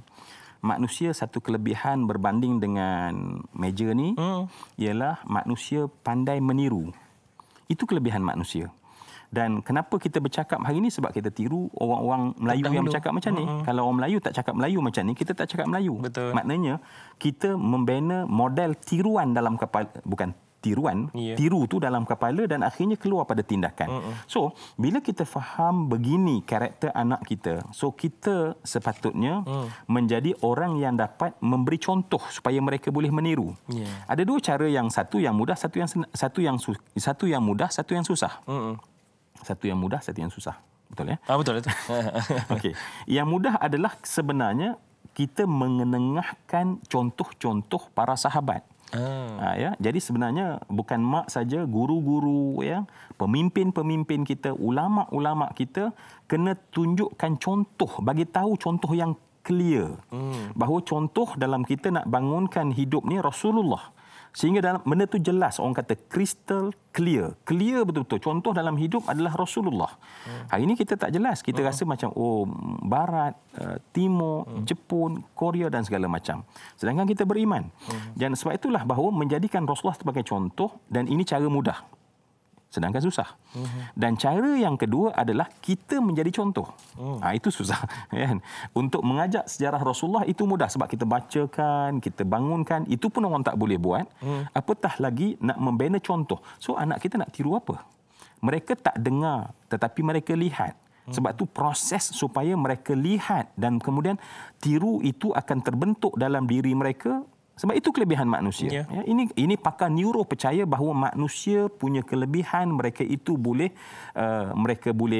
orang kata mirror, dia boleh tengok apa dalam, dan cermin dia boleh masuk dalam diri dia. Ya, jadi untuk itu saya kira tanggungjawab kita lah, ayah mak yang ada, yang bos-bos, ketua-ketua, ya, letak satu dalam belief system kita bahawa apabila Allah katakan laqad kana lakum fi Rasulillah uswatun hasanah, kita kena percaya dan kemudian kita kena bergerak.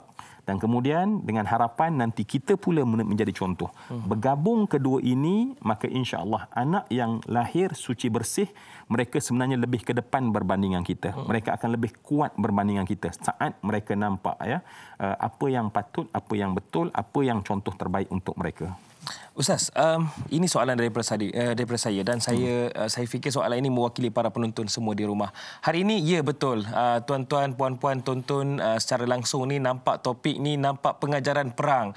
Hari ini kita bukan nak mengajak perang memegang senjata. Akan tetapi Ustaz, soalan ini berkisarkan tentang pencerahan. Hari ini keutamaan kita bukanlah peperangan di medan perang. Akan tetapi jihad melawan hawa nafsu dan cabaran sekeliling yang turut hadir juga pada bulan Ramadan ni.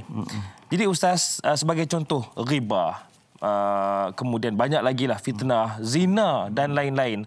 Apa komen Ustaz? Ya, sebab sebenarnya kalau kita tengok peperangan, dia mesti ada dua benda komponen untuk kita berjaya dalam peperangan. Ya, kenapa Rasulullah dan para sahabat berjaya? Sebab setiap individu itu mereka tahu untuk menahan dan mereka tahu untuk membangun. Ya, so kekuatan itu yang sebenarnya perlu untuk berperang. Dalam bahasa sederhana tetapi sangat mengakar ialah Allah Subhanahu Wa Taala menyebutkan tentang kutiba alaikumus ayat kutiba alaikumus siyam. Allah gunakan la'allakum tattaqun, ya, untuk kamu itu menjadi orang bertakwa. So takwa ni ialah mesti ada dua elemen, ya. Elemen keupayaan untuk kontrol diri, maknanya kontrol nafsu. Dan develop akal, roh dan nafsu. So maknanya mesti ada keupayaan itu. Keupayaan, ability to control ourselves, ability to develop ourselves. Dan inilah sebenarnya yang diajar dalam peperangan. Siapa yang menang dalam peperangan ialah orang yang punya dua keupayaan tersebut. Dan Ramadan secara khusus dia nak bangunkan yang pertama terutamanya. Dan kedua sebagai bonus.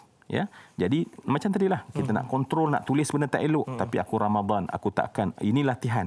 Lama di luar Ramadan, aku dah biasa dah. Aku tak suka nak mencacat cederakan orang sebab aku tak sanggup di hari akhirat pahala aku habis. Aku tak nak muka aku diseret di atas pasir dan kemudian dihumban dalam neraka hanya kerana perkataan-perkataan yang mencederakan maruah orang lain, agama orang lain, menghina orang lain ataupun ribah ataupun apa saja. Kita risau Ustaz, ya. Nanti kita muflis pula. Kita dah sangka kita dah banyak ibadat, dah banyak pahala, kerana lidah habis muflis di akhirat. Abdullah Osman di Thailand ketika ini. Assalamualaikum. Waalaikumsalam. Silakan Encik Abdullah, mungkin ada soalan berkaitan dengan topik kita, peperangan dalam Ramadan ni. Silakan. Ada dua soalan. Ya, silakan. Pertama sekali, perang nafsu terutama sekali di bulan Ramadan, adakah dikira jihad? Kerana kita ni macam pesta makan pula buka. Betul. Dan lagi satu, apa bezanya peperangan menentang tentera kafir di zaman Rasulullah sallallahu alaihi wasallam dengan peperangan zaman moden di antara tentera Islam dengan Israel yang mempertahan yang mana rakyat Palestin mempertahankan negaranya. Adakah dikira jihad? Baik. Itu saja, terima kasih. Baik, terima kasih Encik Abdullah dari Negeri Sembilan, orang Seremban kita. Yang pertama, perang nafsu, adakah ia dikira sebagai jihad? Yang kedua, perang dahulu ketika zaman Rasulullah SAW dan juga para sahabat, bezanya dengan perang zaman sekarang, diambil contoh sebagai Palestin. Baik, benar, sebab tu kalau kita tengok sebahagian mufassir menjelaskan kepada kita pada ayat walladzina jahadu fina lanahdiyannahum subulana. Mereka yang berjuang pada kami, kata Allah Subhanahu Wa Taala, akan kami tunjukkan jalan kami. Jadi di situ kalimah jahadu, ya, jahadu yang di hujungnya dan masdarnya akan jadi mujahadah, ya. Jadi ayat itu turun di Mekah. Sedangkan peperangan ayatnya turun di Madinah pada tahun kedua, bukan pada tahun pertama. Jadi bila ayat tersebut telah turun dan adanya perintah walladzina jahadu, mereka yang telah berjuang pada kami. So perjuangan apa itu? Sedangkan tidak ada perang, tidak ada pedang, tidak ada maidan untuk Rasulullah dan para sahabat, maka yang pasti medannya adalah medan diri kita sendiri. Dan terima kasih Tuan Haji Abdullah mengingatkan kita semua bahawa sebenarnya peperangan ini jauh lebih besar. Ya, peperangan ini jauh lebih besar kerana kejayaan kita dalam memerangi hawa nafsu lah yang akan menjadikan kita berjaya berhadapan dengan musuh. Kenapa kita asyik dan sentiasa dikalahkan oleh musuh? Bukan kerana musuh tu kuat, Tetapi kita tidak ada kekuatan tu, kekuatan tu tidak ada untuk kita kontrol diri kita sendiri. Dah kalah awal lagi. Kalah sebelum kita berperang, kita katakan ya. Jadi sebab tu betul, sepatutnya dalam agenda pendidikan jiwa manusia kena kenal diri dia sendiri ya. Kita kena scan diri kita CT scan diri kita. Rupanya dalam diri kita ni ada benda yang kita kena lawan dengan tujuan untuk dididik ya, dan hawa nafsu. Dan betul lah Tuan Haji Abdullah sebutkan tadi, patutnya bulan puasa, bulan Ramadan bukan untuk kita memperbanyakkan makan. Baik. Sepatutnya bersederhana seperti mana kita tidak makan, bersederhana kita ketika kita makan. Tetapi idea tersebut tak sampai pun, kefahaman tersebut tak sampai, dan akhirnya yang membuat keputusan ketika berbuka siapa? Nafsu juga. Dan akhirnya nafsu seperti spring yang ditahan di siang hari. Baik. Melantun dengan kuat bila waktu berbuka, akhirnya matlamat pendidikan habis, tak pernah berlaku. Beza perang dulu dengan sekarang? Saya kira peperangan adalah bila ditanya kepada Nabi apa itu tujuan peperangan, kata Nabi li'a'la'i kalimatillah, untuk meninggikan kalimah Allah. Dalam kes Palestin, kita tahu bahawa kita pergi Palestin, kita pergi ke Gaza, dan saya masih terngiang-ngiang ya. Ucapan mereka bila kita datang, kalau kita betul, mereka sangat menghargai kita datang. Bila orang datang ke Malaysia, kita kata welcome to Malaysia. Tetapi bila kita pijak negara bumi Palestin, mereka ahlan ila ardikum, selamat datang ke bumi kamu. Dan kita rasa bahawa ini bumi kita, sebab ini adalah bumi umat Islam. Sebab orang Palestin dibunuh, ditindas atas nama Islam mereka itu. Betul. Jadi sebab itu sokongan kepada mereka agar mereka kuat dan kukuh kena berterusan, dan memang itu jihad. Dan kalaulah tak dianggap itu jihad, maka umat Islam akan mengendorkan dan membiarkan mereka disembelih semahu-mahunya. Tara kita tolong sikit-sikit tu pun masih disembelih, apatah lagi kita umat Islam meminggir, biarkan mereka, dan akhirnya mereka menjadi mangsa dan tidak ada akan siapa peduli tentang mereka. Wal-a'yazubillah. Okey Ustaz, ini ada satu soalan mewakili para wanita lah, sebab mungkin ada yang tertanya-tanya, asyik cerita pasal jihad ni macam tak ada peranan wanita je. Jadi ada soalan daripada Kak Ju Zabidi kita ni, katanya Assalamualaikum Ustaz Zadai. Waalaikumsalam. Apakah peranan wanita dalam 5 peperangan yang disertai oleh Rasulullah SAW dan para sahabat? Wanita juga dilihat sebagai golongan yang berperanan penting dalam medan peperangan.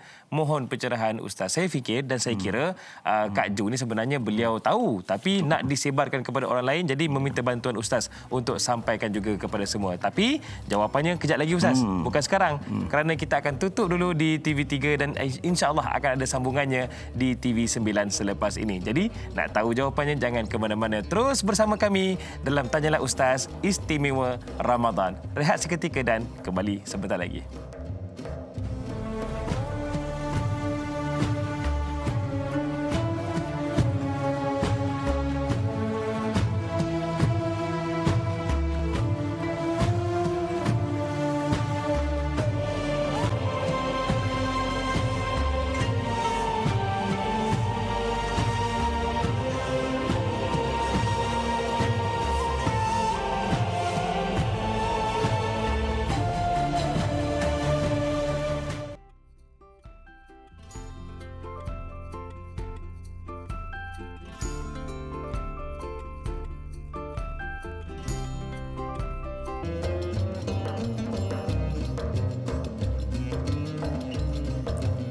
Alhamdulillah, terima kasih kepada anda semua kerana tidak ke mana-mana. Terus setia dalam Tanyalah Ustaz Istimewa Ramadan.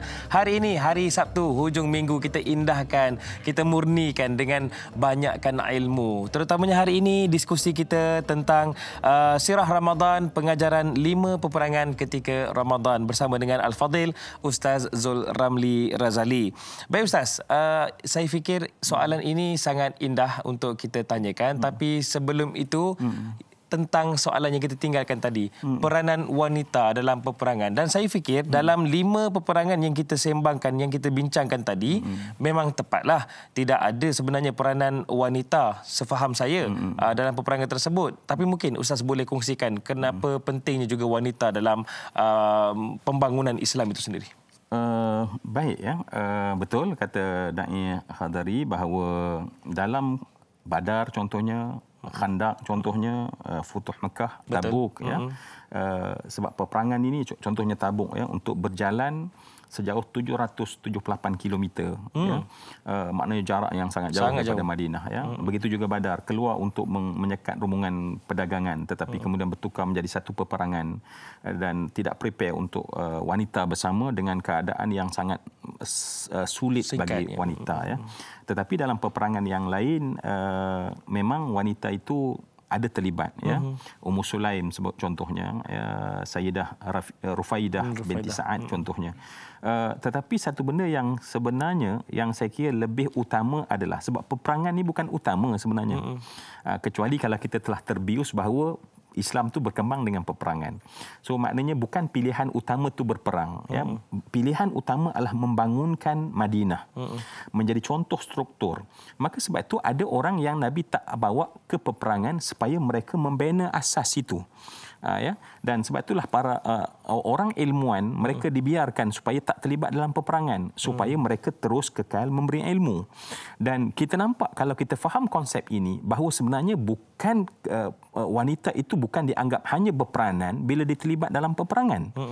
Mereka ditinggalkan di Madinah untuk membina struktur keluarga, membina keamanan dalam kabilah, membina keamanan dalam keseluruhan. Itu fungsi wanita sebenarnya. Turut memainkan peranan juga. Itu peranan utama. Sebab ingat, peperangan adalah pilihan, bukan keutamaan. Membangunkan Madinah itu keutamaan. Jadi sebab itu bukan bila wanita tak pergi perang, maka pada ketika itu kita tak ada peranan.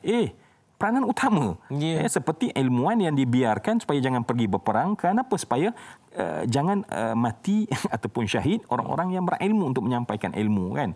Jadi kalau kita faham fungsi itu, kita boleh ambil dua lah. Orang wanita yang terlibat di medan peperangan, ia keterbukaan Islam untuk mengajak wanita sekali, tetapi yang lebih utama ialah bagaimana fungsi wanita itu dengan jiwa mereka, dengan kelembutan mereka mendidik generasi dan bagaimana mereka menjadi orang golongan pendamai. Betul. Ini yang saya kira peranan utama seorang bagi wanita. Ya, maksudnya wanita ada peranannya tapi bukan di medan peperangan keutamaan itu. Cumanya Ustaz, soalan ini berkaitan dengan hukum hakam. Kita sentuh sedikitlah tentang peperangan ni. Zaliha Haji Muhammad Nur dari Kampung Setanggi, Johor Bahru.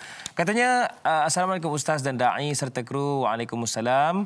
Apakah ada dalam kalangan sahabat-sahabat Nabi SAW yang mengambil rukhsah tidak berpuasa di setiap peperangan yang berlaku dalam Ramadan ini?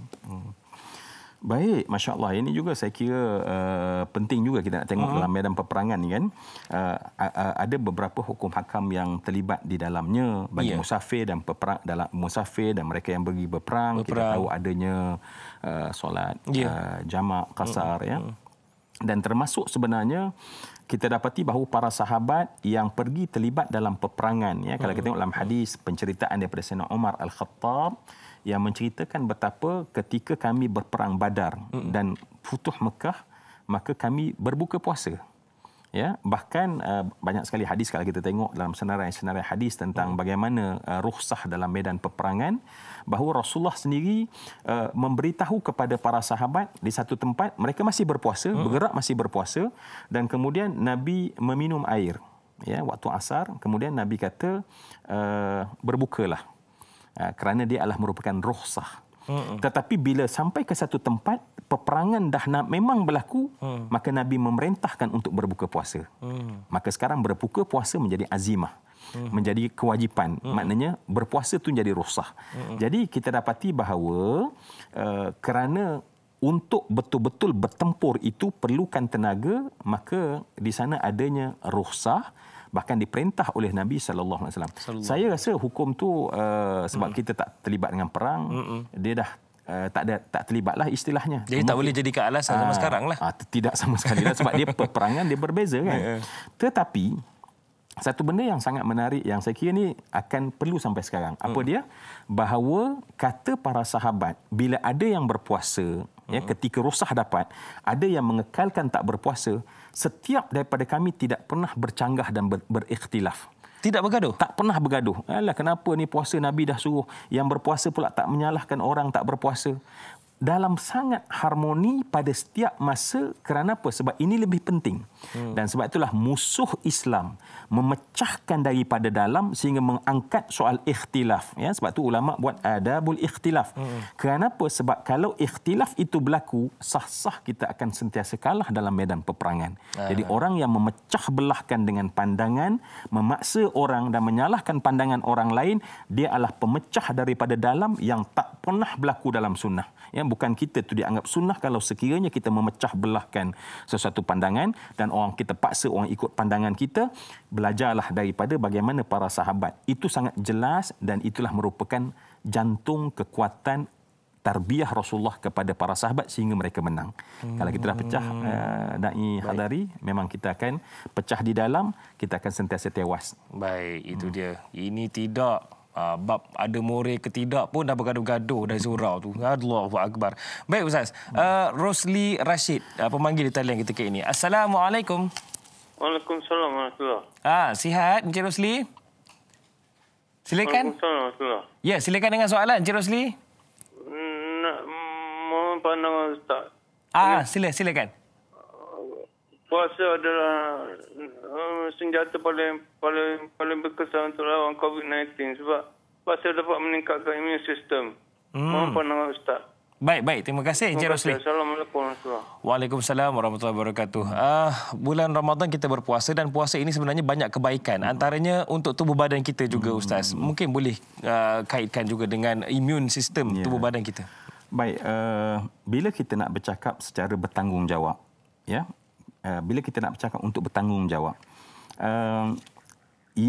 puasa adalah meningkatkan imun sistem. Tetapi manusia ni imun sistemnya tak sama. Ya, betul. Jadi kalau kita mengambil secara general dan kemudian kita menafikan cara-cara lain, ikhtiar lain yang lebih utama, yang lebih utama contohnya ialah SOP. SOP adalah ikhtiar yang patut kita buat untuk memutus rantaian itu. Itu sebenarnya contohnya, ya. Jadi kita setuju dengan pandangan Cik Rosli. Memang kita tengok pakar-pakar diet pun menyatakan bahawa puasa meningkatkan imun sistem. Tetapi 10 orang yang berpuasa, imun sistem yang ditingkat tersebut berbeza. Betul. Sebab kita tak tahu latar belakang dia bagaimana, ya. Jadi tak boleh kita ambil ini menjadi nas, maka kita tak perlu lagi risau tentang COVID, maka ya Allah hentam saja, tak payah jaga SOP lah. Kenapa sedap memada dengan puasa, ya. Sebab tu Nabi kenapa Nabi ketika dalam hadis Nabi cerita tentang habbatus sauda sebagai contoh. Nabi cerita tentang khal, Nabi cerita tentang yang ubat-ubat yang kita kata sebagai itu sebagai. Tetapi bila wabak, kenapa Nabi tak katakan gunakan habbatus sauda, ya? Kerana apa? Sebab itu memang dah betul, tetapi untuk satu kes yang berbeza kena dilayan secara case by case. Jadi kalau kita ambil secara generalization yang seperti ini, dan kita bagi tahu pula pada orang, kita ceramah pula pada orang, dan akhirnya orang pegang perkataan kita, akhirnya kita takut kita tidak bersikap adil kepada keseluruhan ilmu itu secara saksama. Baik. Saya terpanggil untuk tanyakan soalan ini dan saya minta para penonton sekalian kalau boleh nak rakam-rakamlah. Kalau nak tonton ni nak catat-catatlah. Dan ini saya yakin inilah yang berlaku zaman sekarang Ustaz. Dan saya mohon pesanan daripada Ustaz. Ramadan kali ini menampakkan bagaimana umat Islam di negara kita, bukan sekadar di negara kita, di mana-mana sahaja tertekan. Macam-macam kes, macam-macam isu timbul, bahkan ada yang saling menyalahkan. Ulama' juga ada juga menjadi kutukan dan juga cercaan. Jadi, sebenarnya apa yang kita bicarakan hari ini, sirah Ramadan, pengajaran 5 perang dalam Ramadan ini, pentingnya untuk kita tahu bahawasanya untuk mendapat redha di sisi Allah, setiap amalan yang kita lakukan itu mesti diuji kualitinya. Dan termasuklah kekhusyukan serta kesungguhan kita. Termasuklah dalam bulan Ramadan ini nak tengok kualiti kita punya iman. Jangan kita sampai lupa diri, lupa daratan bahawasanya kita adalah hamba Allah yang masih lagi perlu patuh kepada Allah Subhanahu Wa Taala dan segala suruhannya. Jadi Ustaz, apakah segala apa yang kita dapat ketika ini, segala ujian dan cabaran ini sebenarnya nak melihat bagaimana adakah kita taat kepada ulama', adakah kita masih patuh kepada Al-Quran dan juga sunnah? Tapi jawapannya kejap lagi Ustaz. Kalau anda nak tahu, nantikan selepas ini. Tanyalah Ustaz, Istimewa Ramadan.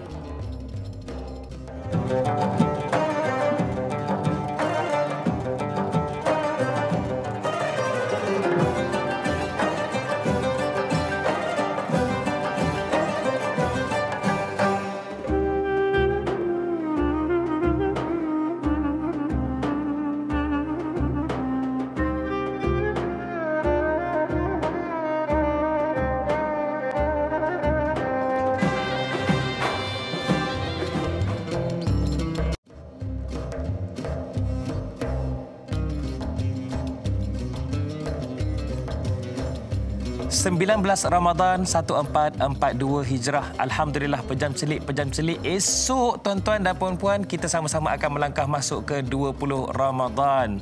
Walaupun tak boleh balik kampung, janganlah kita rasa down, janganlah kita rasa sengsara.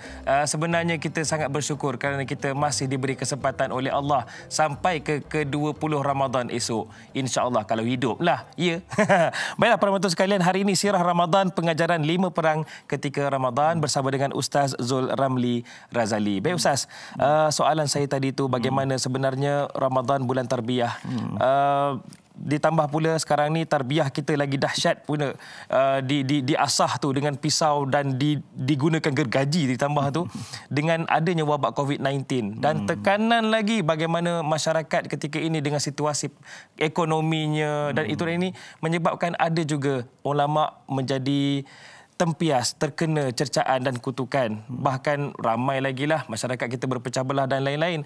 Bagaimana Ustaz? Adakah ia juga tanda untuk mendapat kualiti terbaik mereka yang berjaya mengharungi dugaan ini? Baik, mungkin apa yang kita cakap ni bukan untuk semua orang lah. Betul. Ya, sebab tak semua orang boleh terima. Ya. Orang lebih suka ikut keadaan. Ya. Kalau orang kutuk, kita kutuk. Kalau orang kata, kita kata. Ya. Tak updated kalau kita tu tak terlibat sama. Ya. Tapi saya kira saya bercakap untuk semua rakan-rakan yang cinta ilmu di rancangan Tanyalah Ustaz. Ya. Sebab bila kita tahu kita ni hari-hari pagi-pagi kita cinta ilmu, kita dengar Quran, ya, kita dengar hadis, kita dengar sirah, kita kena terlibat dalam ilmu itu. Ya, kita kena terlibat dalam ilmu itu bukan dari sudut teorinya, tetapi pada pengamalannya. Dan saya yakin, ya, kita macam Sayyidina Ali lah, ketika terbaring dan kemudian darah berhamburan ketika ditusuk dengan khanjar, darah membuak-buak keluar, ya, dan menangis Sayyidina Ali. Orang bertanya, ma yubki kaya Amirul Mukminin? Kenapa kamu menangis, wahai Amirul Mukminin? Bukankah engkau adalah orang yang telah disebut oleh Nabi sebagai ahli syurga dan segala macam? Sayyidina Ali, dan saya kira semua rakan-rakan tanya Ustaz, ya, marilah kita jadi ejen ini yang berfikir satu perkara. Kata Sayyidina Ali, wahai sahabat, perjalanan akhirat itu terlalu jauh. Bekal yang Ali sempat bawa tersangat sedikit. Aku takut, kata Sayyidina Ali, bekalku ini tak mampu menampung perjalanan akhirat yang terlalu jauh. Kalau kita berfikir tentang perkara ini, saya kira kita tak akan terlibat untuk memarakkan lagi fitnah, memarakkan lagi benda, berhenti kat kita. Dan kalaupun kita tak mampu untuk mendatangkan kebaikan pada hidup orang lain, janganlah kita hancurkan ummah ini. Nabi sangat sayang kita, Nabi sangat sayang pada ummah ni. Marilah kita terlibat untuk fa aslihu baina akhawaikum, untuk kita sama-sama mendamaikan. Kerja kita bagaimana kita nak damaikan, dan terutama saya kira mungkin Allah sebut banyak kepada para pemimpin, Allah sebut pada orang ilmuwan, ya. Setiap perkataan anda adalah menjadi contoh orang di bawah. Allah. Pastikan bahawa bukan untuk memecah belahkan, sebab akhir sekali yang rugi adalah keseluruhan ummah ini. Jadi pegang balik, ambil roh Ramadan itu. Roh Ramadan, aku datang ke bulan Ramadan untuk dibersihkan diri, latih diri supaya di luar Ramadan aku akan jadi lebih baik. Kembali kepada fitrah. Sebab itulah Aidilfitri itu adalah perayaan fitrah. Okey, Salsabilah Abdullah di talian ketika ini. Assalamualaikum. Waalaikumsalam. Ya, silakan Puan Salsabilah, ada soalan? Ya. Ya, silakan.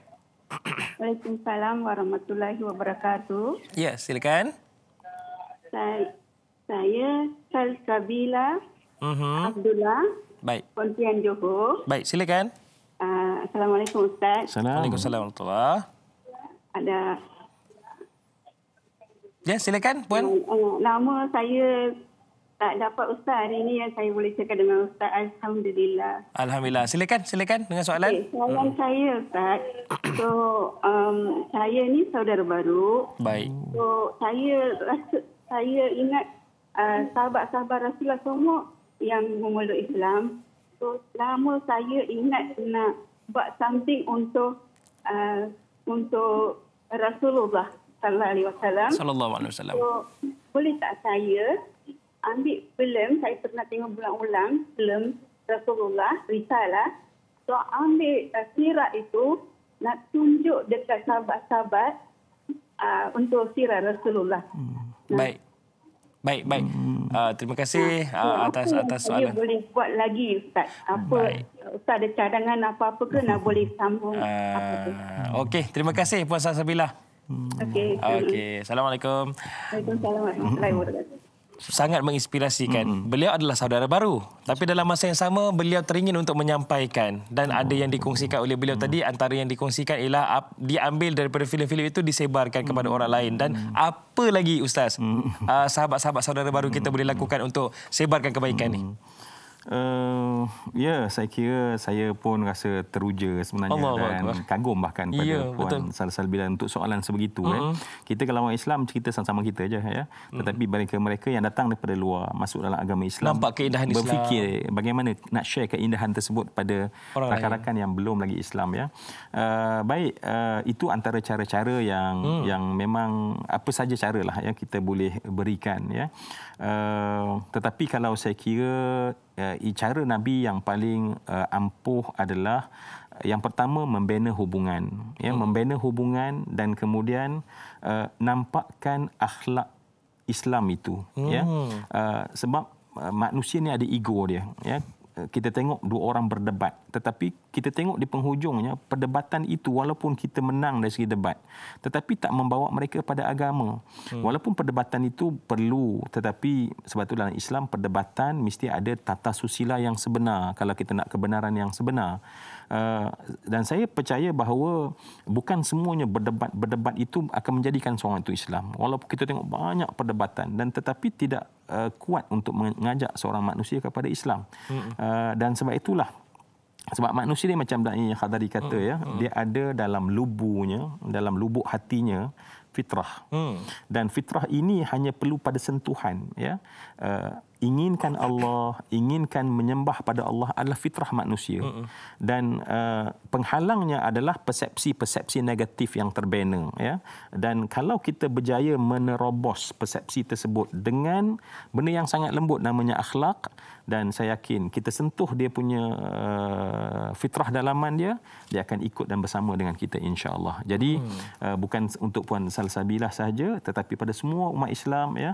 Kalau kita nak orang datang kepada Islam, jadilah macam Rasulullah, berakhlak dengan akhlak yang sangat mulia. Dan ini ditunjuk oleh para ulama kita salafus soleh dalam zaman dahulu.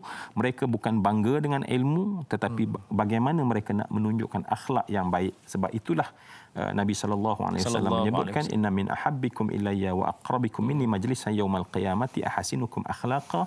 Orang yang paling dekat dengan aku di hari kiamat dan orang yang aku paling sayang, kata Nabi, orang yang paling mulia akhlaknya. Amin ya Rabb. Kita doalah semua sahabat-sahabat tanyalah Ustaz ni berfikir Ramadan ni nak muliakan akhlak insya-Allah. Insya-Allah. Bahkan Rasulullah SAW diutuskan juga adalah liutammima makrimal akhlak ya, untuk menyempurnakan kesempurnaan akhlak itu. Ustaz, akhlak itu saya yakin itu adalah salah satu kunci kejayaan. Bagaimana kunci yang lain, kekuatan? Sebab apa soalan daripada Rahimah Saud ni di Facebook kita, katanya, Assalamualaikum Ustaz, Da'i dan semua kru. Maha kuasa Allah yang telah mentakdirkan peperangan berlaku dalam bulan puasa. Adakah kekuatan luar biasa para pejuang Islam itu membuktikan bahawa sesiapa sahaja yang selain daripada akhlak Ustaz sebut tadi, berpandukan Al-Quran kalamullah juga adalah orang-orang yang menang? Silakan Ustaz. Baik, alhamdulillah, terima kasih Puan Rahimah Saud ya. Baik, sebab tu tadi kita katakan bahawa kenapa Medan Badar ya, umat Islam yang sedikit mampu menumpaskan kelompok yang besar. Tadi kita kata formulanya adalah bahawa mereka membangunkan 95% dan 100% mereka membangunkan 95%. Dan kemudian di samping mereka berusaha juga untuk melengkapkan keperluan-keperluan fizikal dan material ya. Kenapa? Sebab dalam Al-Quran Allah Subhanahu Wa Taala menceritakan tentang contoh ahli Badar ya, ahli Badar ya. Sejumlah 313 orang itu masyhur ya. Bahkan kalau kita pergi ke medan Badar, nama seorang-seorang itu tercatat di satu tugu ya. Menerangkan siapa di kalangan mereka yang disebut sebagai, dan kita pun ada nasyid ya, bi ahli badrin ya Allah ya. Dan ada hadis menceritakan betapa Rasulullah bertanya di kalangan malaikat itu siapa yang paling mulia. Ya, kalaulah di kalangan kita yang paling mulia ialah ahlu badrin, maka di kalangan malaikat siapakah yang paling mulia, kata Nabi? Kata Jibril ialah malaikat yang menolong ahli Badar, maka mereka mendapat kedudukan teristimewa di kalangan malaikat. Jadi apa yang saya nak sharekan adalah maknanya bila kita mula berurusan soal rohani, maka perkara rohani yang lain akan menjadi sokongan kepada kita. InsyaAllah. Ahli Badar menang kenapa? Sebab Allah sebut berulang kali pertolongan malaikat. Jadi kita nak menang dalam COVID-19 ini bukan hanya kepandaian, kebijaksanaan, tetapi para malaikat menolong kita semua. Allah hantar malaikat untuk menolong kita dalam peperangan, barulah insya-Allah kita akan menang. Sebagai pelan tindakan kita, Ustaz, kerana kita dah berada di penghujung perbincangan kita ini, pelan tindakan kita yang mana kita tahu Ramadan bukan sekadar mewajibkan kita jauhi diri daripada makan dan minum. Akan tetapi bulan Ramadan ini juga adalah madrasah bimbingan rohani seperti mana para sahabat yang menang peperangan demi peperangan dalam bulan Ramadan kerana kekuatan rohani mereka. Silakan Ustaz, pelan tindakan kita. Baik, jadi betul, kerana itulah saya kira mak-mak, ayah-ayah, ya, guru-guru, pemimpin-pemimpin, bahkan para ilmuwan kena menjuruskan dalam kita nak mencapai kemenangan adalah memikir bagaimana kita nak develop kekuatan, ajar untuk didik hawa nafsu dan kemudian bangunkan dalaman manusia. Dan yang kita katakan tadi, kita cari kekuatan-kekuatan kita dan hindarkan benda-benda yang menghilangkan kekuatan kita. Dan tadi kita buat contoh yang sangat jelas bagaimana di kalangan para sahabat untuk menang dalam peperangan, kalau berbeza pendapat antara keduanya, tidak walau sebesar satu titik pun akan menjadi ruang untuk mereka itu menjadikan itu persoalan titik bengit.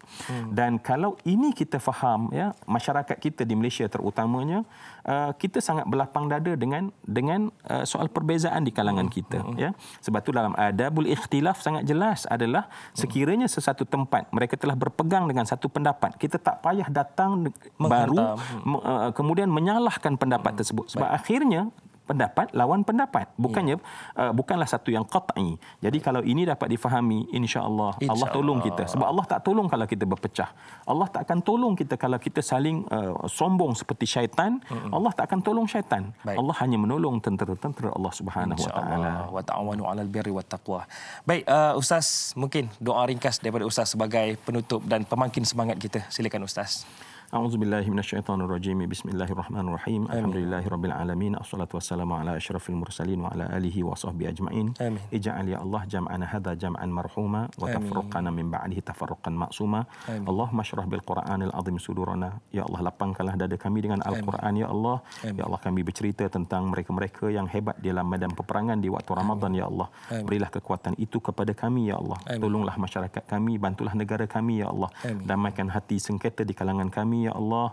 Hantarlah malaikat menolong dan membantu kami, ya Allah. Tundukkanlah hati kami ini hanya membesarkan Engkau, memohon pertolongan kepada Engkau, dan patuh faham dan tahu sesungguhnya mereka yang berilmu adalah mereka-mereka yang kami contohi dan kami menghormati mereka. Ampunlah dosa ayah kami, ya Allah. Ampunlah dosa emak kami, ya Allah. Angkatlah darjat mereka setinggi-tingginya. Satukanlah hati kami. Wa sallallahu ala sayyidina Muhammadin wa ala alihi wa sahbihi ajma'in. Walhamdulillahi rabbil alamin. Amin, amin ya rabbal alamin. Terima kasih, syukran jazakallah diucapkan kepada Ustaz Zul Ramli Razali kerana sudi bersama dengan kami pada hari ini untuk kita sembang-sembang pengajaran 5 perang ketika Ramadan. Terima kasih Ustaz. InsyaAllah nanti kita akan bersama lagi masa depan Ustaz, ya. InsyaAllah. Baiklah para penonton sekalian, jangan lupa esok bersama dengan sahabat saya Da'i Hakim yang hebat berpantun untuk topik perbincangan kita zakat pelaburan terbaik bersama dengan Ustaz Ahmad Husni Abdul Rahman sebagai panel, dan panel jemputan kita Ustaz Haslin Baharim. Lama tak jumpa Ustaz Haslin. InsyaAllah esok anda akan bersama dengan mereka semua, insyaAllah. Baiklah para penonton sekalian, jihad melawan nafsu adalah paling utama. Percayalah, redha dan kejayaan Allah pasti akan tiba. Saya Da'i Hadari mohon permisi undur diri. Assalamualaikum warahmatullahi wabarakatuh.